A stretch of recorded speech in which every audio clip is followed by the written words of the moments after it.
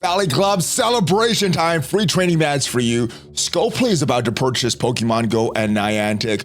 Will that deteriorate the QA of Marvel Strike Force even more? And Battleworld returned this week. Is it a hit or a miss? We're talking about all of these topics and more in this edition of your Marvel Strike Force Weekly News Update. This week, I am joined by my brother Dacier, and if you're ready for all of these topics and more, then brother Dacier, let him know what to do. Let's go smash it. Oh yeah, welcome back to the ValleyFlyin channel. I am ValleyFlyin. This is Dacier, and this is your Marvel Strike Force Weekly News Update. We do this every single week, keeping you up to date on everything that has happened in Marvel Strike Force and is upcoming. And if you haven't done so already, hit that like button, hit that subscribe button, and ring that notification bell for even more Marvel Strike Force content. At least 5 Marvel Strike Force videos every single week on this channel. But without further ado, how have you been, brother Dacier? What has your experience in Marvel Strike Force been like this week? And weird, I'm not even gonna lie. I'm having too much fun in a different game right now. DC Worlds Collide. I'm having a lot of fun with that game, and it's kind of disappointing to show how little there is to do in Marvel Strike Force right now. But one of the big things that we got notice of a couple days ago is that Pokemon Go is reportedly for sale. So is the rest of Niantic, and guess who's buying it, Dacier? I'm guessing Scopely. The Saudi Arabia-owned Scopely Inc. is gonna buy it. The price tag is a huge one. $3.5 billion is what they're gonna pay. And that just means that Scopely is gonna have more titles under their belt. So January 2025, this is the revenue of mobile games from SensorTower.com. Monopoly Go, the most popular Scopely title, number 5 in all mobile game revenue of January 2025 last month. At one time, Marvel Strike Force and Star Trek Fleet Command was their top 2 games. Looks like Monopoly Go, especially with that ads that they've been airing, is their top game. Is that why the QA in Marvel Strike Force sucks so bad now? I mean, it's always been kind of bad, but it feels definitely weird right now for things that's kind of sliding through. Yeah, there's a lot. I mean, we're getting a lot of errors on the store. Blitzes going missing, events just going missing. Now, as far as the revenue, how this compares, I did want to show you some of the revenue of Pokemon Go because it is way more than Marvel Strike Force. Pokemon Go earned $1 billion during its launch, or since its launch, 2016, making one of the most lucrative mobile titles of all time. And even now, 2024, 2025, over $560 million from that game. Their peak was $900 million in 2021 and 2020.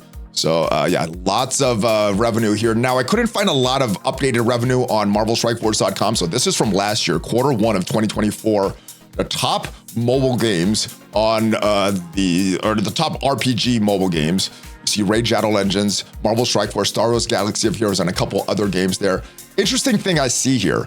Raid Shadow Legends at the time, about 160,000 players, but they are by far the most revenued game. Marvel Strike Force, 240,000 mid-January 2024. That number's probably a lot less right now, and the revenue is probably a lot less right now because the game wasn't a good place at that time, if I'm remembering correctly. Almost 700 or 655,000 users of Star Wars Galaxy of Heroes back then, and Hero Wars Alliance and Summoners War coming in 3rd and 4th. What do you think this is going to mean for Marvel Strike Force? This sale of Pokemon Go to Scopely. It's going to be, I mean, are they going to generate more revenue, and could this be better for Marvel Strike Force? Or they said, you know what, Marvel Strike Force isn't generating as much revenue. Let's shift more of our resources toward Monopoly, shift it towards Pokemon, and screw the game that's not generating as much revenue. What do you think is going to happen going forward? What do you think this means for Marvel Strike Force? Realistically, I mean, they don't have a lot of resources going into Marvel Strike Force, it seems like, because they have like the AI art department doing like the wallpaper stuff now. They kind of just do what they want with the characters and everything. Hold on. There's a lot that you could discuss about Marvel Strike Force and negatives. The art department, I don't think that's one of them. Oh no, the art department historically, they've done good. There's a lot of problems though. So yeah, not the art, Dacier.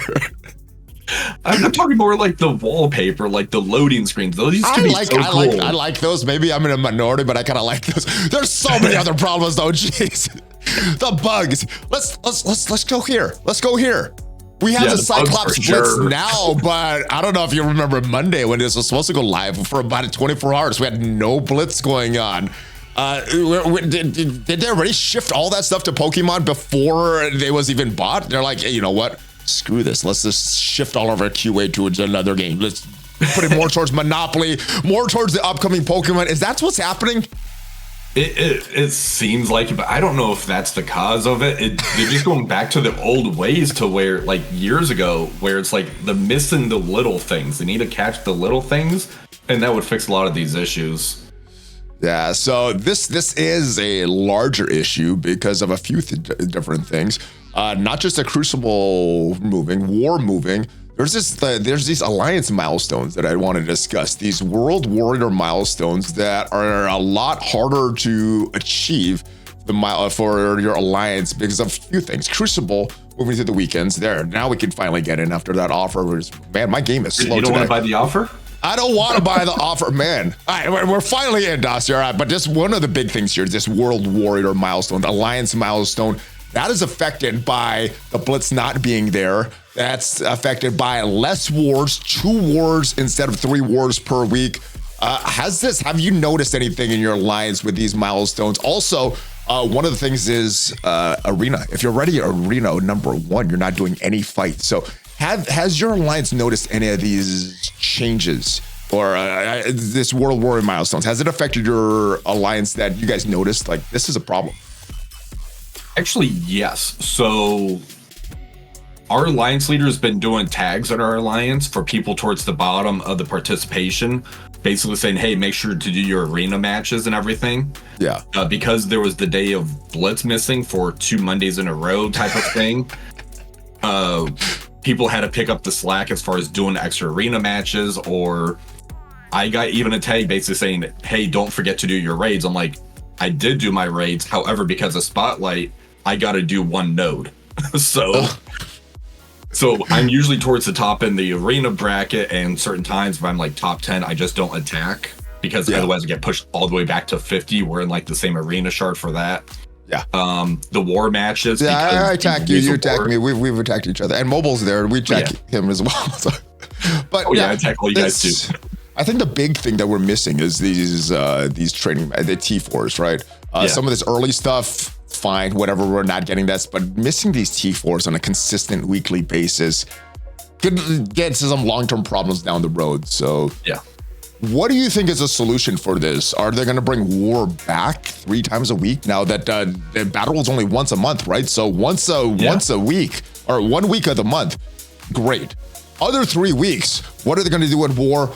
Are they going to fix these Blitz? Are we going to get a Blitz this Monday, or is it going to be another one? Because that's the 2nd week in a row, no Blitz on launch. I think something that they could do in the future is bring back the 3 Blitz. However, on holiday weekend stuff, like say 4th of July, Christmas, Thanksgiving, remove one of those wars. That way we don't have to do that over the weekend. Now that we know they have that technology, I think that's something we can actually push for as a community. Or how about this? How about they just leave that 2nd or that 3rd war off, and it's just the points and scoring for this? Put it in other places, just up the points for that. Would that be a solution you enjoy, or do you enjoy that 3rd war? I personally was okay with the 2 wars. However, I know there is a portion of the community that does like war, and if they were to take away one of my Crucible days, I'd be upset about that. So that's where I can kind of sympathize with them to say, yeah, I get it. But me personally, I didn't miss the 3rd war. It did make war more important as far as like as an alliance, like, hey, we only have 4 wars in this 2-week period, so each loss counted that much more. Yeah, our alliances are really war casual, so all we need to do is our 10 attacks. So I did not mind those wars going away because just the timing of war, right? I do like the attacks, the strategy of it. Oh, this team works there. But it usually takes a long time because sometimes you got the perfect team, and the team that you're looking at is either too big or too small. So you're like, all right, I can't do this attack. I got to wait.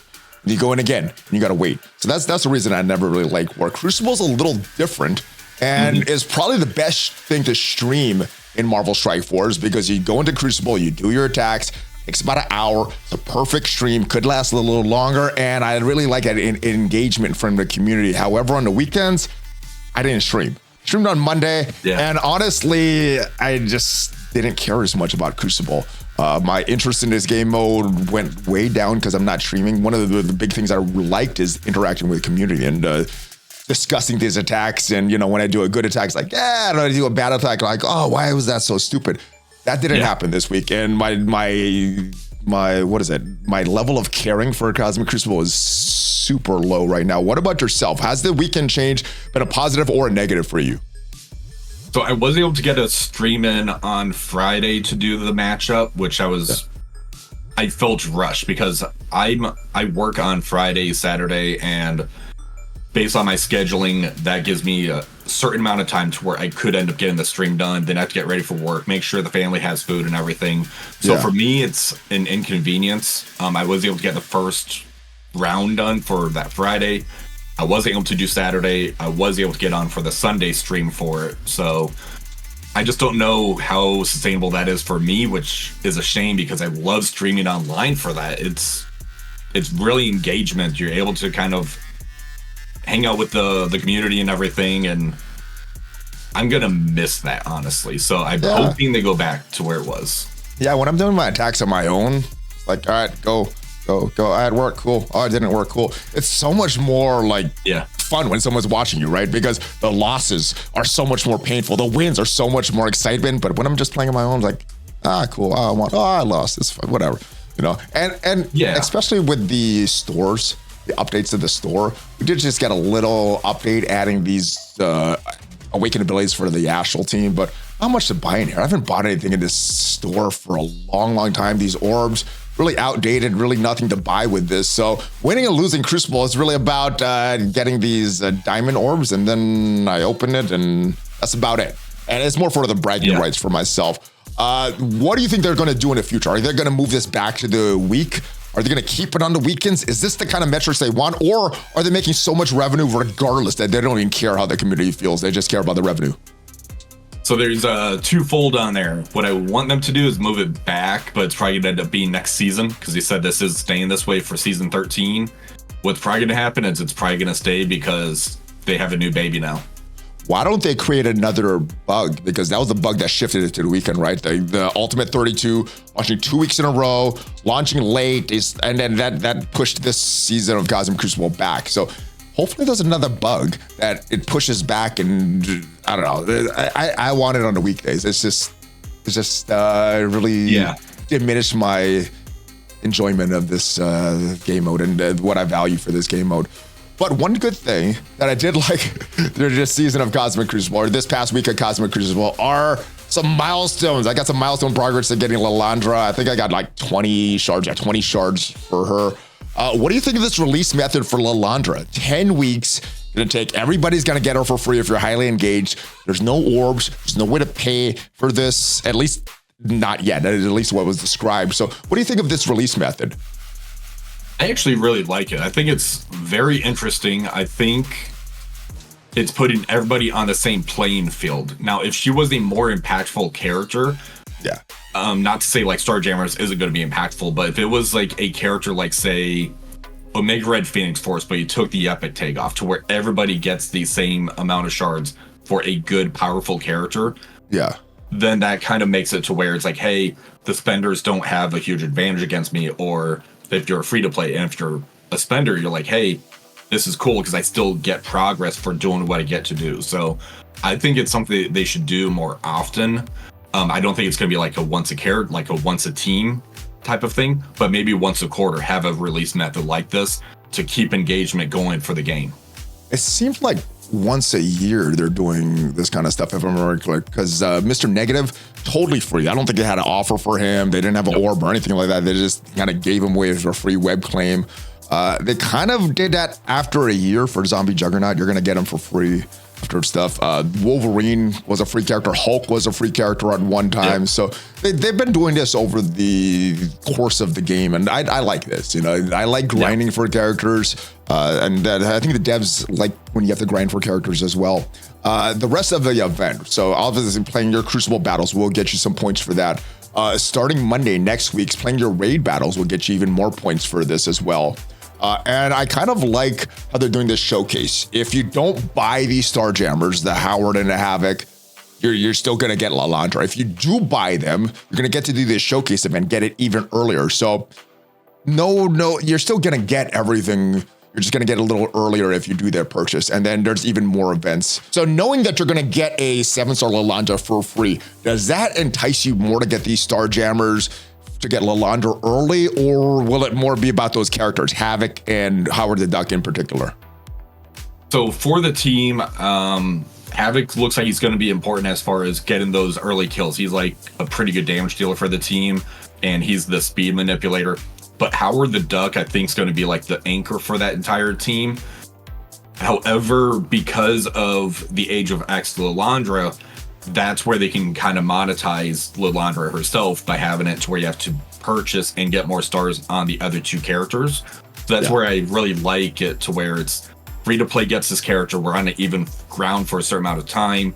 Starjammers comes out, then they can pull ahead with the team. And based on how the Age of X is to get Professor X when we need Lilandra, that's where they can really incentivize spending for this team.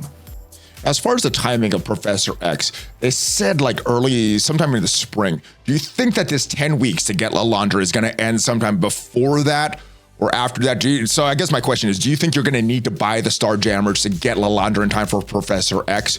Or that event's going to be way after those 10 weeks and it won't even matter if you buy them or not. It's just about if you have Lilandra. If they're smart, I think it's going to be before the 10 weeks for Professor X. That way people need to hurry up. And it's like, hey, Professor X is here now. I'm going to spend extra money on Havoc and Howard the Duck to get a bigger Lilandra so I could get that Professor X. So if they're smart, it's going to be before the 10 weeks. Smart in terms of revenue, right? Because there's also smart sometimes just giving the players some goodwill, giving them stuff, getting that hype, getting community excited. So for revenue, I would agree with you. Yeah, they want to do that before, but you know, sometimes you just want to give stuff away and make the community happy and have everybody happy. And then when I'm happy, I spend more money. When I'm not happy, I don't spend a lot of money. So there's something to be said about just making the community happy, giving stuff away. What is your hype level for this entire Starjammer team, though? Howard, I think, looks insane. His passive looks insane. Changes, not being able to affect the speed of them, and then in Crucible, before they take a turn, speed bar cannot be reduced by any enemy. So kind of a Emma Frost and kind of a, what is the other character that does the similar effects? Like Captain Britain and Emma Frost, the new Emma Frost, what they do. I think he looks insane. Havoc, you said, is the big damage dealer. Lilandra is on the team as well. You're going to need a Professor X. Which of these characters has you the most hype? Or is it the reworks of Rocket and Groot, who's been non-existent for a long, long time? It's like Groot got an amazing rework. His pick is bonkers after that rework. It's so good. I saw some diamonds in here. Should I have bought diamonds for Groot? Is he going to be that good? I took mine up to like 3 diamond for both. 3 diamonds, okay. I might look at getting that second one for him, and then getting at least one for Rocket. Yeah, so Rocket, considering the damage output that he has already, because when he was meta, he was a really good damage dealer. I just like Rocket also as a character, wearing my Guardians of the Galaxy t-shirt right now and everything. I just noticed that. So this got changed to piercing damage. How much difference is this piercing damage going to make on his ultimate now? I remember back in the days at BKT, I loved this ultimate. He would do this over and over and over. The stats kind of didn't keep up with that. He got some updated stats. Now it's piercing. Is that going to make a big difference for Rocket? Piercing with new meta stats is pretty crazy. And the fact that you can get defense down on the other side of the team, and you can get offense up on this side of the team, the piercing is going to be pretty crazy for this. And Groot, what are your major thoughts on Groot? He's kind of he has a lot of stuff that he does. Death proof defense up. He did that before. He's got kind of a mini Thanos effect here, reducing the negative effects on all Starjammers allies by 2 negative effects that expires, including trauma. So little kind of effect like Thanos there. What are your final thoughts on Groot? The fact that he keeps coming back to life too. When you have the full team, he's going to come back. He's going to keep getting taunt on himself. So unless you can get somebody on the other side of the team, like say a Mephisto, where he can't end up coming back to life, or if there's like a Black Bolt that burps him off the field type of thing, he's going to keep coming back and say, "We are Groot." It's like Panda. He's like the Panda of the team. Yeah, exactly. All right, which of the new characters has you the most hype? The release of Professor X, the big damage, or the passive of Howard? As a fan, I want to say Havoc. I wish they putted callouts in there to where it's like him and Cyclops can't hurt each other. I think that would have been really cool, just as a little call out. Because is that how it works in the comics? They can't hurt each other with the laser blast and all his Havoc stuff that he does. Yeah. Okay. Yeah. There's even the X-Men episode where like Havoc and Cyclops kind of shoot each other, and it's like they didn't feel it. They got blasted back, but they didn't feel it. All right. Yeah, Scopely, go back and fix this kit before he's released. Put that in there. It probably won't ever make a difference. You're probably not going to go in Cyclops versus Havoc or vice versa. But having that in there, kind of like what they did with Phoenix, just some call outs, Madeline Pryor, things like that. Put that in there just because. I mean, if somebody wants to throw Extreme X-Men into this team, go for it. So. All right. So yeah, looks very, very good. Let me know in the comments, what is your hype level, Valley Club? As we got the return of Battleworld, I was looking forward to this. The devs probably were looking forward to this as well. I think a lot of the decisions last year were based on Battleworld coming. Didn't launch like they wanted. It's better now. Day 1 was kind of a full auto for me. Day 2, I actually had to play some of these matches. You had to play this Heroes City Villain, and then the other mission with the Heroes City Heroes as well. So both of these had to manually play this. The Astral still is able to auto this. Yeah. That was my experience. What was your experience with Battleworld? It's definitely more challenging. It's more the left node for all of these missions, though. That's kind of like the theory crafting portion of it. Using the city villain characters. I end up using 3 of the Superior 6 members. I threw Vulture and Mysterio in. Mysterio does really good on this type of node because they get the buffs for having immunity on their side of the field, which Mysterio shuts down. For the first day, I ended up doing like a bunch of X-Men characters. I threw Black Bolt in there. I know people used like Beast and Falcon on the first day. I'm actually excited for day 3. Did you play the first day, or did you fully auto that? I manualed the first nodes. The far left node, those are the ones that's going to be the challenging one. The other 2 is just like kind of a full auto fest. Now for you, did the challenge come from this is 3 waves versus this other special missions, it's only 1 wave? Or is this a more challenging, the enemies, the buffs and things like that? Where does the challenge come from? The waves or just the design of the stage? So I brought Spider Society into that second node when I should have probably subbed in like Oath and Blade with them. And it took about 10 minutes of being on auto on this one. Yeah, I did the 3 spiders and then Blade and Oath for this one. Yeah. Full Spider Society, I killed off the Iron Patriots, I killed off Emma, then I was stuck on Ares, and I just hit auto and sat there for another about 5 minutes. This is a beefy Ares. Look at these, 643K, 653K, 1.56 million for Ares. Yeah, and the leaders kept popping installs. It's like, I'm just going to stay on Ares, and eventually I'll kill them. And I took about 10 minutes. Yeah, it took a while to do this one. Wasn't as difficult. This one, I believe I used some combination of Superior 6 and just Superior 6 and Black Cat. I didn't use Mysterio, though. I used the rest of them. Craven, Doc Ock, Green Goblin, and Vulture, and Black Cat. So yeah, this is a few different ways to do these. I really like that first mission, though. There's so many kind of high priority targets that you have to take out. Like on that first first node right there. You have the Gambit pings coming at you. Hercules, that Gambit almost destroyed my Doc Ock. The Hercules, you definitely need to make sure to take him out because his passive, if he hits you, he's going to take all your buffs off. And big times and killer if you let him get going.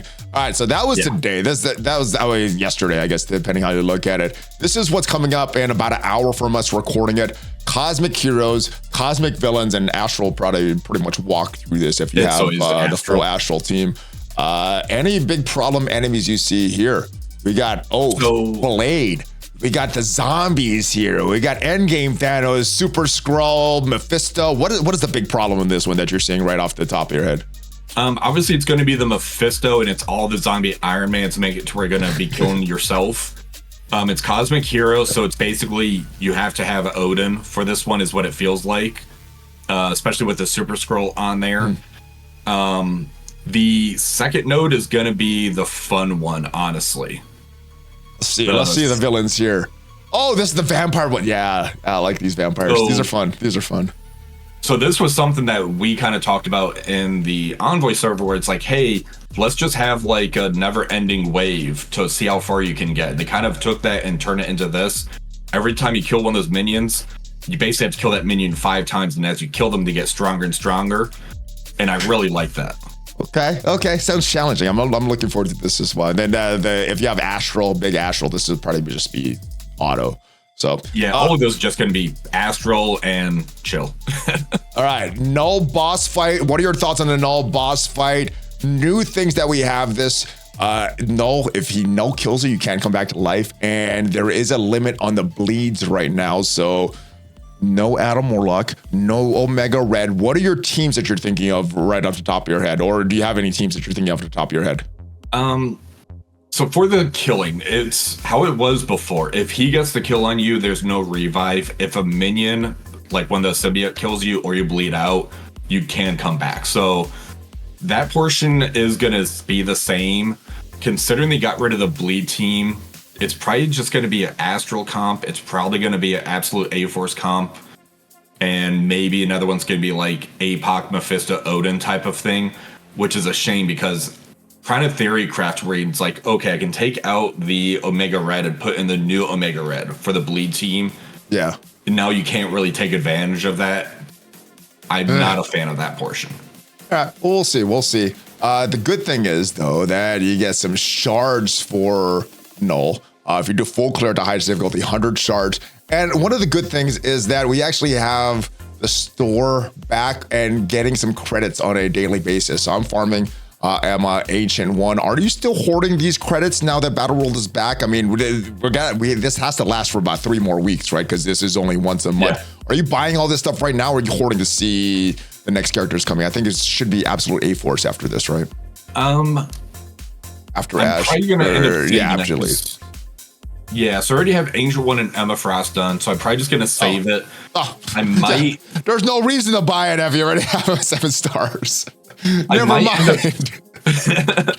I might end up using them just for Ms. Marvel Classic, though. She's just an awesome character to pair with Kahori, so I want to get her worth it. 10 more days, or less than about a week or so till March comes, so that's when they'll probably be switching this up. But what they did switch up is some Alliance War rewards, which is a great thing, I guess. I do like Hercules, but getting a new character that I don't have shards on, is a good thing. Get your hands on even more Falcon, Joaquin shards and other rewards. This update coming to Alliance War rewards. Path to Falcon, Joaquin Orbs will replace the Path to Hercules Orb Fragments Alliance War starting on February 17th. So that should have already happened. I did get some shards for that. I think I got like 3 Falcon shards. What are your thoughts on this? And did you get any good drop rates from Falcon Joaquin? I didn't get any good drop rates. I think I got maybe like 2 shards for him, something crazy like that. He's a fun character, and the fact that we got those Peggies means that we can go harder on Falcon if you really want to. With power cores. I'm trying to save my power cores. I want to save it for the Starjammer team. Yeah. So unfortunately, Liberty's kind of an afterthought for me because I'm all in on the Starjammer team right now. Yeah, well, for myself, this is a war team. But I don't know why that keeps happening like that. I don't like that website like that, but it's a war team for me. And I'm not really into war. StarJammer's Crucible team, I'm going to go hard on that team. So that's kind of where I am with that.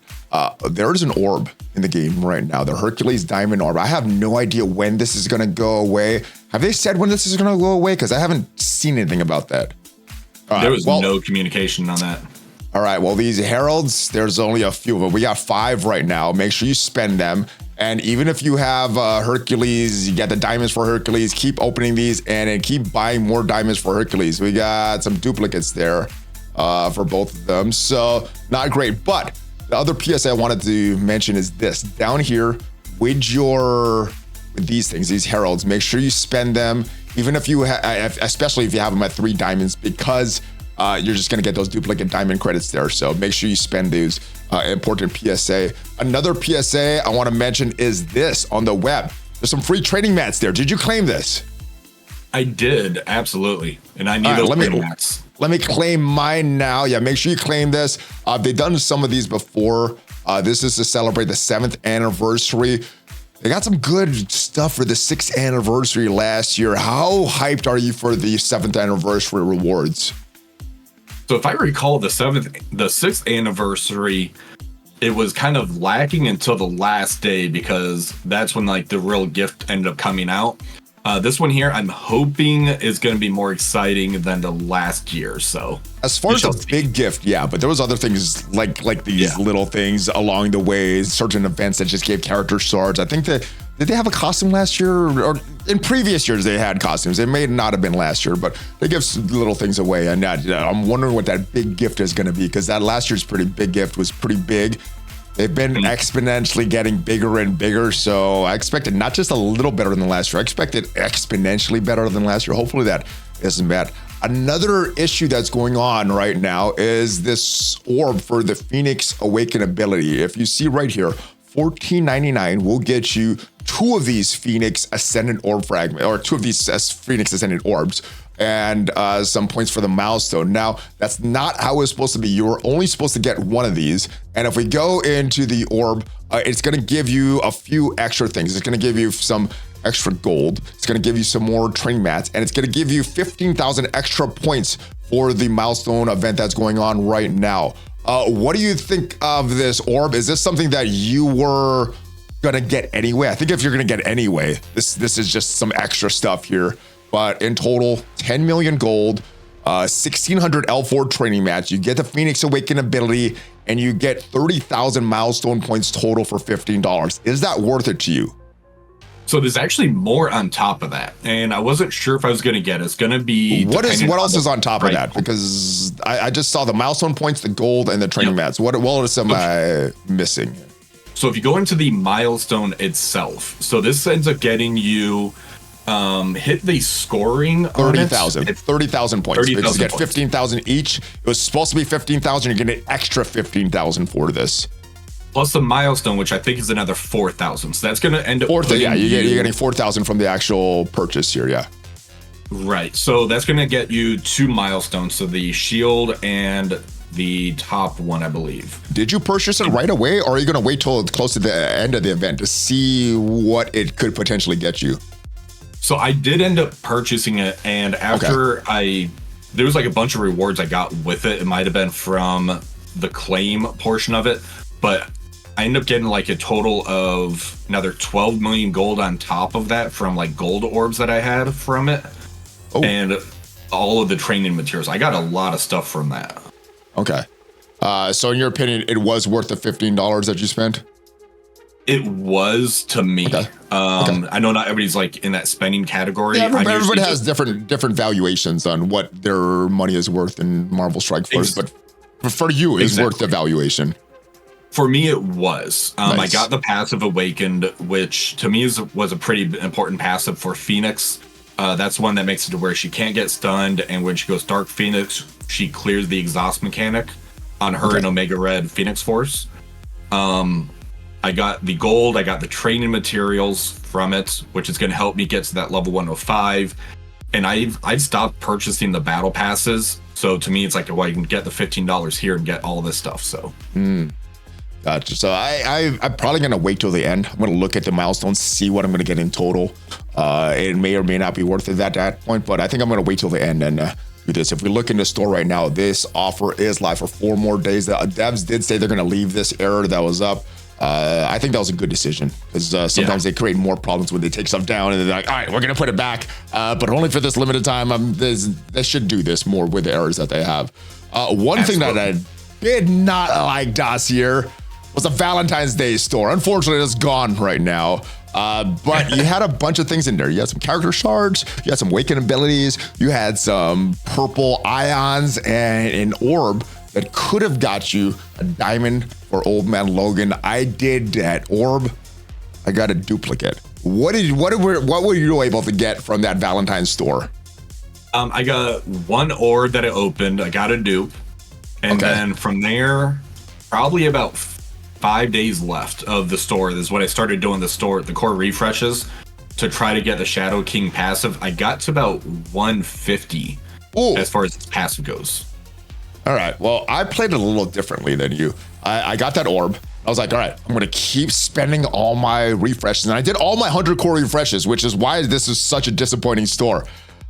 I waited till the end. I was like, all right, I guess we're not going to get any more of these Cupid arrows. And then I looked at the stores like, oh, there's only a few more hours. All right, I guess I got these gene shards. I refreshed it once and Medusa popped up. So I got Medusa shards. So I got 5 gene shards, 5 Medusa shards, and a duplicate for some diamond credits.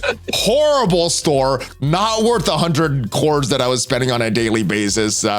Yeah, I hope they don't do any stores like that. Most of the stores, when they bring them, I was very, very happy with them. This was so disappointing.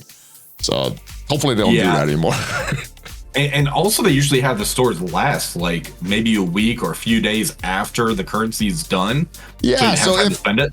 So if you got a lot of these arrows and you're like, oh, I don't know what to do with that. Let me see what. Usually it lasts a little longer. That one went right away as soon as the event ended and the arrows went away. So if you didn't spend it then, screwed out of all those arrows. Yeah.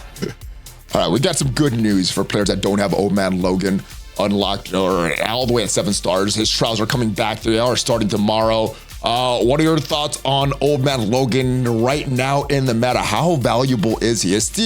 I think he's still the top non-mythic character in the game. What are your thoughts on Old Man Logan right now? And I guess you could make an argument Shadow King might be in that spot, but for me it's Old Man Logan. But they're 1 and 2. What are your thoughts on Old Man Logan's value in the game though?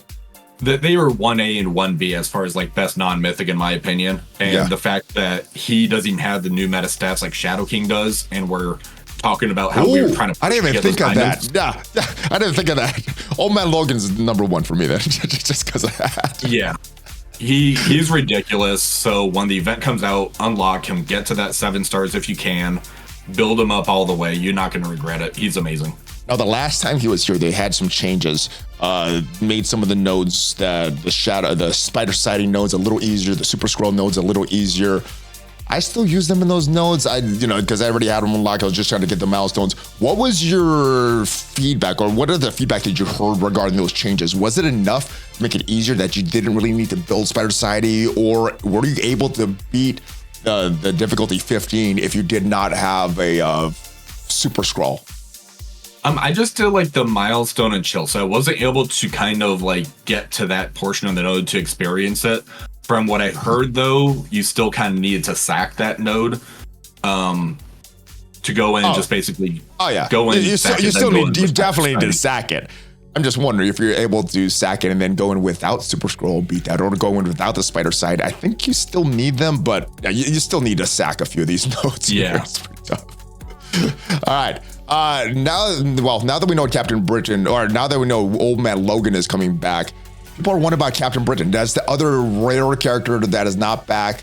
Shadow King, I think people want him back, especially now that Battleworld's back, but I don't think he's going to come back for a little while because we just had his event last month. Mm-hmm. Hopefully it is coming back. Hopefully they run it in like a week or 2. But when do you think Captain Britain is going to come back? A lot of people were wondering when they're going to get that charge maxed out. His release event wasn't very fun, but since then they've had a few events that got people a few more shards. I can't even find him on my roster right now. When do you think he's going to come back? He's gone. As far as Captain Britain goes, I'm hoping it's not going to be too much longer. So we end up having the initial release method. I think that was around like August is when he initially came out. And then we had the mini event, if you want to call it that, where it was like a store that you might be able to get shards on them, or and then the battle passes, they gave a few in the free path, and then if you bought the paid path, there was even more. Yeah, they had like the event nodes as a little bit way to get some shards on him, but they need a actual full second release method for this guy. Are they gonna wait because he's the epic character? They want to try to keep it, exclusive for these epic characters. The zombies had that epic tag, he has that epic tag. Are they gonna kind of keep it exclusive, you think? Or like, all right, let's just give this character out. He's too important. People need him right now. What do you think the Scope League is gonna decide for the release of Captain Britain? Easy, or they're gonna keep it exclusive for a little while more, and then they'll make it easy after the, whatever time frame they wanted expires. If there's any indication that what they do with Juggernaut Zombie to where it's like almost a year and a half or a year and a quarter, I think that's what I was thinking when I asked that question, the Zombie Juggernaut. Yeah, the unfortunate thing though is the fact that Starjammers is coming out. It looks like that team can do a counter into the Odinati team, which means Captain Britain's going to lose value before a lot of people is able to fully like embrace what that team can do in Cosmic Crucible. I think as soon as Starjammers comes out, some people's maybe going to start pulling Illuminati off of defense, use Captain Britain in one spot, the rest of Illuminati in the other spot, and use him as a plug and play. So he's still going to have value, but he's going to have some diminished value by the time people can really get him.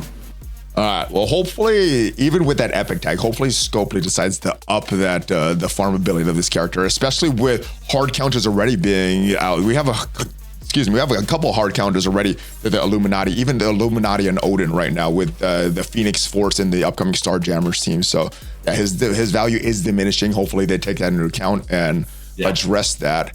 Now there's some events that they did address that were not working correctly. The first is the Hold the Line Alliance event. There's some weird timing with this, and a lot of that was affected by having only 2 wars instead of 3 per week.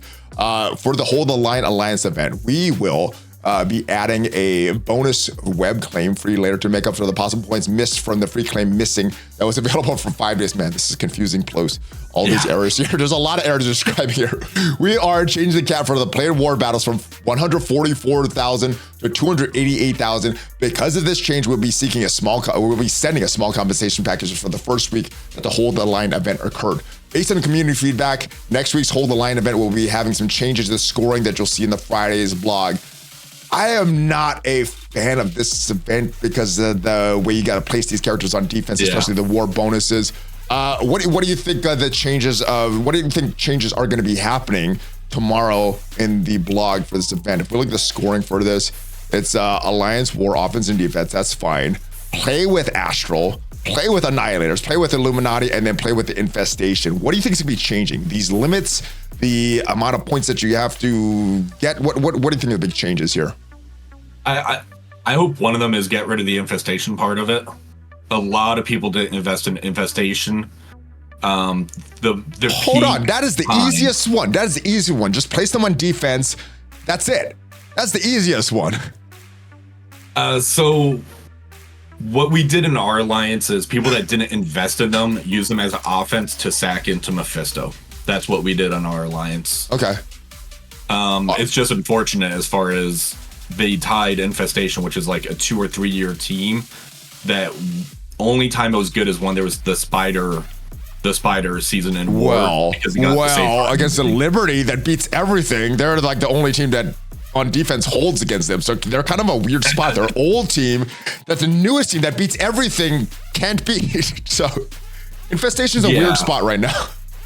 Yeah, Illuminati's fine because that has good value in Cosmic Crucible. It has good value in a war as well. Astral's a new team, Annihilator's a new meta team. Those are fine, but then you throw like Infestation on there, which is like super old. That's the thing that I found really weird. All right, so what our alliance is doing, and again, we're a war casual alliance. We don't really care about war. All these teams right on defense. Don't worry about them. Do what you want. And like our rules in Alliance, just get your 10 attacks in. So all these teams are on defense right now for Alliance and say, we win, cool. If we don't win, whatever. But that's what we're doing with this event. I do like how they've been keeping up with the offense or defense. They just need to kind of stick to that, because there's certain times where it says use them, but they didn't clarify it's offense or defense type of thing. So that was a big problem about a year ago. I thought they fixed it consistently, but once in a while they still coded the old way and were like, oh shoot, we screwed up. Yeah, sorry. Yeah. So hopefully they could still continue to code this correctly moving forward. All right, next big thing, the Life and Liberty event, another event that's been changed, only require the use of the Mighty Avengers one time during this event. What is the reason for this change? I wasn't keeping up with what was bugged about this event. So why did they make this change here? So for that one there, the event started late.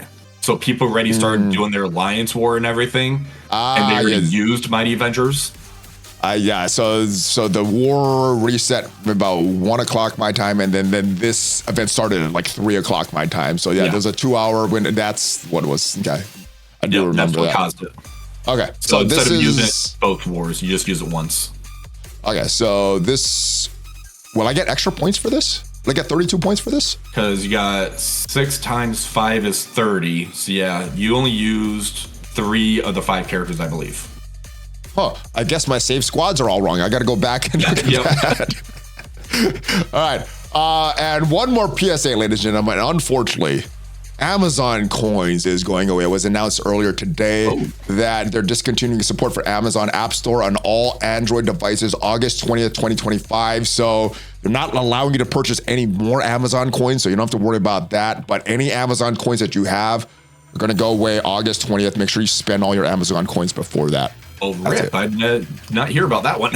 All right. Well, now you know. And you're not able to make purchases of Amazon coins anymore. So any balance, make sure you spend all that stuff, Dacier. And that is it. Kind of a buggy week. So yeah, hopefully things get back. Hopefully the devs start playing some more DC Worlds Collide and they start implementing some of the modes in that game. Elseworld, some of the Elite Arena, some of the digital universe. There's a lot of cool things in that game that I hope come to Marvel Strike Force. Some of them I hope are very simple. They can be implemented very quickly, and I hope the framework of the game is improved, that they can implement that stuff correctly. Any other final thoughts, brother? Play DC Worlds Collide. It's fun. All right, that's what I'll be playing right after we finish shooting this, and hopefully you did get some value from this video. Hopefully there's a lot of improvements coming to Marvel Strike Force. Hopefully they can compete with a game like DC Worlds Collide or Pokemon Go or Monopoly Go. If you did get some value from this video, leave it a like. Make sure you check out Dacier's channel. Lots of great content there. And if you want to check out what are the hidden gems in Marvel Strike Force, the sleeper picks, check out the video up there, and I'll see you guys next time. Have a great rest of your day. Hulk fist bump, ValleyFlyin, Dacier. Have a great one, guys. Out. See you next time.